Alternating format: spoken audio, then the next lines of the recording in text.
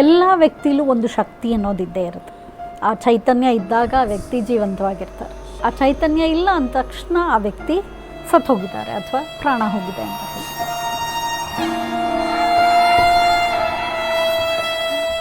ನನಗೊಂದು 5-6 ವಯಸ್ಸಿರುವಾಗಲಿಂದ ನಾನು 1-2-3 ಕನಸು ಕಾಣ್ತಿತ್ತು. ಅಂದರೆ ಅದು ಫ್ರೀಕ್ವೆಂಟಾಗಿ ರಿಅಕರ್ ಆಗೋದು.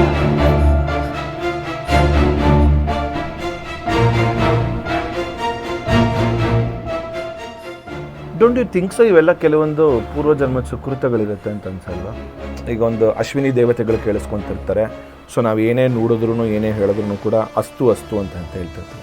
ಜಸ್ಟ್ ಥಿಂಕಿಂಗ್, ಈಗ ಅದು ಒಂದು ಕ್ಯಾನ್ಸರ್ ಪೇಷಂಟ್ಗೆ ಹೀಲ್ ಮಾಡಿರ್ತೀರಾ? ನೀವು ಭಗವದ್ಗೀತೆ ಓದಿ ಅಥವಾ ಭಾಗವತ ಓದಿ ಎಲ್ಲದರಲ್ಲೂ ಈ ಸ್ಥೂಲ ಶರೀರಗಳ ಕಂಪ್ಲೀಟ್ ಎಕ್ಸ್ಪ್ಲನೇಷನ್ ಇದೆ. ಹಾಗೆ ಥಿಯೋಸಫಿ ಬುಕ್ಸ್ಗಳು ಓದಿ ಅದರಲ್ಲೂ different bodies explanation. Pranic healing ಪುಸ್ತಕಗಳು ಓದಿ ಅದರಲ್ಲೂ different bodies explanation. So you mean to say it is normal and natural. Throat infection ಅಂಥವುಗಳೆಲ್ಲ ಇದ್ದಾಗ ಇದು ಸಾಲ್ಟ್ ಹಾಕ್ಕೊಂಡು ಸ್ನಾನ ಮಾಡೋದ್ರಿಂದ ಗ್ರೇಟ್ ರಿಲೀಫ್. ಇವಾಗ ನಾವು ಸಂತೋಷವಾಗಿದ್ದರೆ when you look at a person, obviously you will see and you will just like wow so nice, they are doing so good ಅಂತ.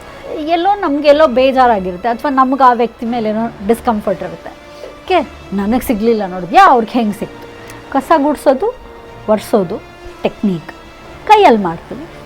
ಬಾಡಿನೂ ಒಂದು ಮನೆ ಥರ ಅದೇ ಸೇಮ್ ಟೆಕ್ನಿಕ್ಸ್ಗಳೇ ಯೂಸ್ ಮಾಡಿ ಕ್ಲೀನ್ ಮಾಡ್ತೀವಿ, ಎನರ್ಜಿನ ಪ್ರೊಜೆಕ್ಟ್ ಮಾಡ್ತೀವಿ. ಎನರ್ಜಿ ನೇಚರಲ್ ಎಲ್ಲ ಕಡೆ ಇರುತ್ತೆ. ಸೂರ್ಯನಲ್ಲಿರುತ್ತೆ, ಭೂಮಿನಲ್ಲಿರುತ್ತೆ, ಗಾಳಿನಲ್ಲಿರುತ್ತೆ.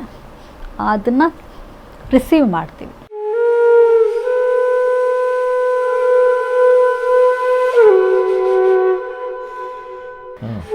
ಈಗ ನೀವು ಯಾವುದೇ ಬೇರೆ ಥರ ಥೆರಪಿ ತೊಗೊಂಡ್ರು ಎಲ್ಲದರಲ್ಲೂ ಒಂದು ಪ್ರೊಟೆಕ್ಷನ್ಗೆ ಇದ್ದೇ ಇರುತ್ತೆ. ಸಿಮಿಲರ್ಲಿ ಪ್ರಾಣಿಕ್ ಹೀಲಿಂಗಲ್ಲೂ ನಮ್ಮ ಪ್ರೊಟೆಕ್ಷನ್, ನಮ್ಮ ಹೆಲ್ತ್ಗೆ ಪ್ರೊಟೆಕ್ಷನ್ಗೆ ಇದ್ದೇ ಇರುತ್ತೆ.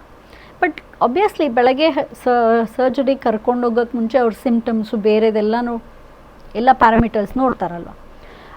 ಹೀಲಿಂಗ್ ಮಾಡಿಸ್ಕೊಂಡು ನೆಕ್ಸ್ಟ್ ಡೇಗೆ the person is become like 98% normal ಆಗೋಗಿ, ಸೊ ಡಾಕ್ಟರ್ ಏನೂ ಆಗಿಲ್ವಲ್ಲ ಏನು ಅಂತ ಹೇಳಿ ವಾಪಸ್ ಕಳಿಸಿರೋ ಆ ಥರ ಕೇಸ್ಗಳು ಸುಮಾರು ಇದೆ ನಮಗೆ.